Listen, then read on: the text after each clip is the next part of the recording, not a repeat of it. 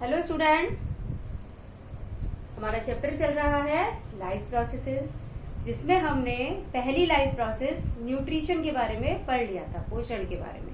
और आज हम दूसरी लाइफ प्रोसेस रेस्पिरेशन यानी कि श्वसन के बारे में पढ़ेंगे। रेस्पिरेशन यानी कि श्वसन। अब रेस्पिरेशन होता क्या है? अब जो फूड हमने न्यूट्रिशन की प्रोसेस के अंदर लिया था, उस फूड को ब्रेक डाउन करना और उससे एनर्जी प्रोड्यूस करना। और ये एनर्जी कहाँ काम आती है? हमारी बॉडी की जितनी भी प्रोसेसेस होती है उनमें काम आती है। तो फूड को ब्रेक डाउन करके एनर्जी प्रोड्यूस करना, this process is known as respiration. और जो रेस्पिरेशन है दो तरह का होता है, एरोबिक यानी जो ऑक्सीजन की प्रेजेंस में हो, एनारोबिक जो ऑक्सीजन की एब्सेंस में हो। तो जो अधिकतर लिविंग ऑर्गेनिज्म है उनके अंदर एरोबिक रेस्पिरेशन ही होता है।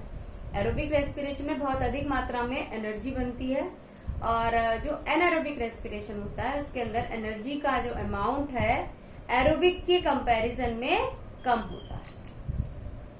अब हम देख लेते हैं स्टेप्स कि जो रेस्पिरेशन की प्रोसेस है कितने स्टेप में पूरी होती है, क्या क्या उसके स्टेप्स हैं। तो पहला स्टेप है हमारा break down of glucose into pyruvate. जो ग्लूकोज हमारी बॉडी के अंदर एज अ फूड, मेन हमारा फूड क्या है?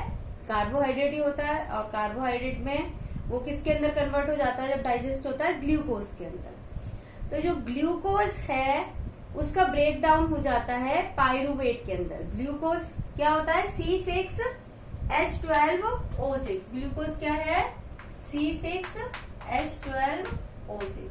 तो ये क्या है? एक 6 कार्बन का कंपाउंड है, और जो पायरुवेट है वो 3 कार्बन का कंपाउंड होता है।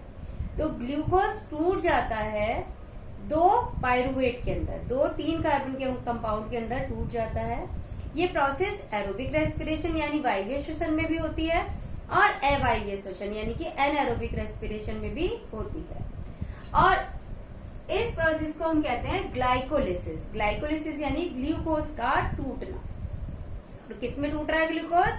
पायरुवेट में। पायरुवेट 3 कार्बन का कंपाउंड होता है। और ये जो सारी प्रोसेस है वो कहाँ हो रही है? हमारी सेल के अंदर हो रही है। सेल के किस पार्ट में हो रही है? साइटोप्लाज्म में, कोशिका द्रव्य के अंदर ये पूरी प्रोसेस होती है ग्लाइकोलिसिस की, जिसके अंदर 6 कार्बन का कंपाउंड ग्लूकोज टूट जाता है 3 कार्बन के कंपाउंड पायरुवेट में। और पायरुवेट के कितने मॉलिक्यूल बनते हैं? 2 मॉलिक्यूल बनते हैं। अब इसके बाद जो नेक्स्ट स्टेप है वो है ब्रेक डाउन ऑफ पायरुवेट। अब पायरुवेट टूटता है, लेकिन ये जो प्रोसेस है ये अलग अलग होती है एरोबिक रेस्पिरेशन में और एनारोबिक रेस्पिरेशन में। तो पहले हम एनारोबिक रेस्पिरेशन की बात करते हैं। एनारोबिक यानी कि विदाउट ऑक्सीजन, अवायवीय यानी कि ऑक्सीजन के बिना होने वाली क्रिया। तो कुछ हमारे सूक्ष्म जीव होते हैं जैसे कि ईस्ट है, बैक्टीरिया हैं कुछ, तो उनके अंदर एनारोबिक रेस्पिरेशन होता है, यानी विदाउट ऑक्सीजन जो पायरुवेट है वो टूट जाती है। अब किसके अंदर टूटती है? वो टूटती है इथेनॉल के अंदर, कार्बन डाइऑक्साइड के अंदर, और साथ में इस प्रोसेस में बनती है एनर्जी। तो ये प्रोसेस कहाँ हो रही है? किसके बिना हो रही है? Without oxygen. Without oxygen. इसके अंदर जो पायरुवेट है उसका एनारोबिक रेस्पिरेशन होता है, एनारोबिक ब्रेक डाउन होता है, और वो टूट जाती है इथेनॉल के अंदर और कार्बन डाइऑक्साइड के अंदर, और इससे क्या बनती है? एनर्जी बनती है। अब इथेनॉल हमारा 2 कार्बन का कंपाउंड है, कार्बन डाइऑक्साइड 1 ही कार्बन का कंपाउंड है, और साथ में क्या बनी? एनर्जी बनी। दूसरा प्रोसेस ये भी एनारोबिक का ही स्टेप है। कभी कभी हमारी बॉडी के अंदर भी एनारोबिक रेस्पिरेशन हो जाता है। फॉर एग्जाम्पल अगर हमने बहुत दौड़ लगा ली या फिजिकल एक्सरसाइज कर ली तो क्या होगा? हमारी बॉडी को बहुत ज्यादा एनर्जी की जरूरत होगी। जब बहुत ज्यादा एनर्जी की जरूरत होगी तो जो ऑक्सीजन है उसकी कमी हो जाएगी हमारी बॉडी के अंदर।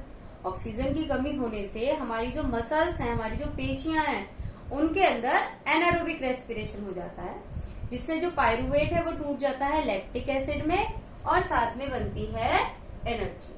और लैक्टिक एसिड भी पायरुवेट की तरह 3 कार्बन का ही कंपाउंड है, और इस प्रोसेस के अंदर हमारी कार्बन डाइऑक्साइड नहीं बनती है। अब हम बात करते हैं एरोबिक रेस्पिरेशन की। एरोबिक रेस्पिरेशन की प्रोसेस माइटोकॉन्ड्रिया के अंदर होती है, जबकि ये दोनों प्रोसेस कहाँ हो रही है? साइटोप्लाज्म में ही हो रही है। एरोबिक रेस्पिरेशन की प्रोसेस कहाँ होती है? माइटोकॉन्ड्रिया के अंदर होती है, जिसके अंदर जो पायरुवेट है वो टूट जाता है कार्बन डाइऑक्साइड के अंदर और वाटर के अंदर, और साथ में बनती है एनर्जी। लेकिन यहाँ जो एनर्जी बनती है वो काफी ज्यादा बनती है in comparison of anaerobic respiration. अवायवीय श्वसन में जो ऊर्जा बनती है वो बहुत कम बनती है, जबकि जो वायवीय श्वसन है उसके अंदर जो ऊर्जा बनती है वो बहुत ज्यादा बनती है। यहाँ जो ऊर्जा बनती है वो कितनी बनती है? केवल 2 ATP बनते हैं, और जबकि यहाँ जो बनते हैं वो कितने बनते हैं? 38 ATP।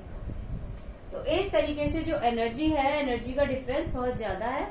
एटीपी आप लोगों को पता ही है, एनर्जी करेंसी होती है हमारी बॉडी के अंदर। जो एनर्जी स्टोर होती है वो एटीपी की फॉर्म में ही होती है, और एटीपी की फुल फॉर्म होती है एडिनोसिन ट्राइफॉस्फेट। तो इस तरीके से ये हमारी रेस्पिरेशन की पूरी प्रोसेस है। तो जिसमें हमने देखा 2 तरह का रेस्पिरेशन है, एरोबिक एंड एनारोबिक। अब एरोबिक और एनारोबिक रेस्पिरेशन में क्या डिफरेंस है हम ये जान लेते हैं।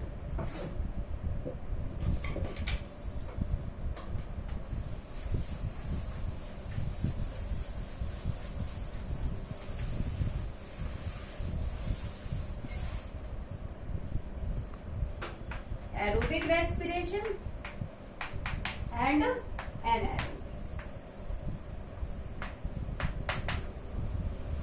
यानी कि वायवीय श्वसन और अवायवीय श्वसन। तो पहला डिफरेंस तो यही है कि ये ऑक्सीजन की प्रेजेंस में होता है, takes place in presence of oxygen, और ये in absence of oxygen. Okay, second point है कंप्लीट ब्रेकडाउन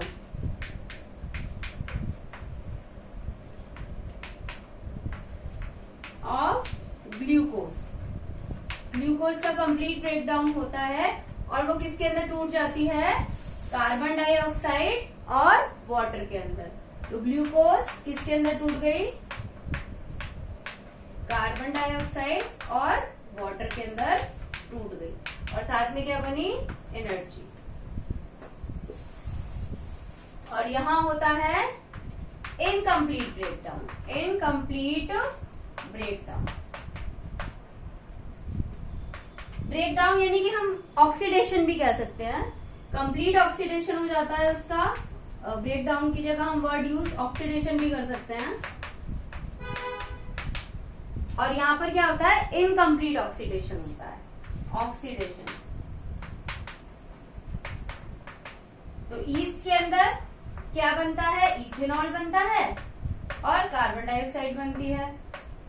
हमने भी पहले नीचे इक्वेशन देखी ही है, तो हम उन्हें लिख सकते हैं इसमें।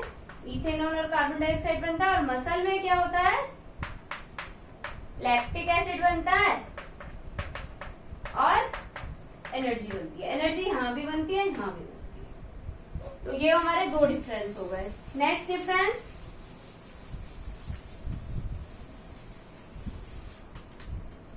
तो यहाँ जो ये जो प्रोसेस हो रही है एरोबिक रेस्पिरेशन की, ये साइटोप्लाज्म यानी कि कोशिका द्रव्य और माइटोकॉन्ड्रिया दोनों जगह होती है। कहाँ कहाँ होती है? साइटोप्लाज्म और माइटोकॉन्ड्रिया दोनों जगह होती है। और ये वाली जो प्रोसेस है ये कहाँ होती है? केवल cytoplasm. Next difference, energy. Energy produced, या large amount of energy is produced. Energy produced is more than anaerobic respiration. जो अवायवीय श्वसन है उससे ज्यादा एनर्जी प्रोड्यूस होती है, और यहाँ पर less amount of energy is produce. यहाँ पर कैसी एनर्जी प्रोड्यूस हो रही है? लेस। तो ये हमारे कुछ मेन डिफरेंस है एरोबिक रेस्पिरेशन में और एनारोबिक रेस्पिरेशन में। फिर इनके एग्जाम्पल भी बता सकते हैं कि ये कहाँ होते हैं और ये कहाँ होता है। एनारोबिक रेस्पिरेशन माइक्रो ऑर्गेनिज्म या मसल सेल के अंदर होता है, और जबकि जो एरोबिक रेस्पिरेशन है जितने भी हायर ऑर्गेनिज्म है उनके अंदर होता है। तो इस तरीके से ये हमारे डिफरेंस हो गए एरोबिक और एनारोबिक रेस्पिरेशन में। और अपने नेक्स्ट वीडियो में हम ह्यूमन रेस्पिरेटरी सिस्टम के बारे में पढ़ेंगे। तो आपको वीडियो अच्छा लगा होगा, टॉपिक क्लियर हो गया होगा। तो वीडियो देखने के बाद वीडियो को लाइक कीजिए, शेयर कीजिए और चैनल को सब्सक्राइब जरूर कीजिए। Thank you and have a nice day.